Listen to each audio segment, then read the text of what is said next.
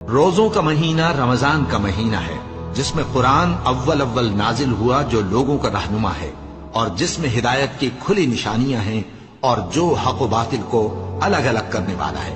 تو جو کوئی تم میں سے اس مہینے میں موجود ہو چاہیے کہ پورے مہینے کے روزے رکھے، اور جو بیمار ہو یا سفر میں ہو تو دوسرے دنوں میں روزے رکھ کر ان کا شمار پورا کر لے۔ اللہ تمہارے حق میں آسانی چاہتا ہے اور سختی نہیں چاہتا، اور یہ آسانی کا حکم اس لیے دیا گیا ہے کہ تم روزوں کا شمار پورا کر لو، اور اس احسان کے بدلے کہ اللہ نے تم کو ہدایت بخشی ہے تم اس کو بزرگی سے یاد کرو اور اس کا شکر کرو۔ اور اے پیغمبر، جب تم سے میرے بندے میرے بارے میں دریافت کریں تو انہیں معلوم ہو کہ میں تو تمہارے پاس ہی ہوں۔ جب کوئی پکارنے والا مجھے پکارتا ہے تو میں اس کی دعا قبول کرتا ہوں، تو ان کو چاہیے کہ میرے حکموں کو مانیں اور مجھ پر ایمان رکھیں تاکہ نیک رستہ پائیں۔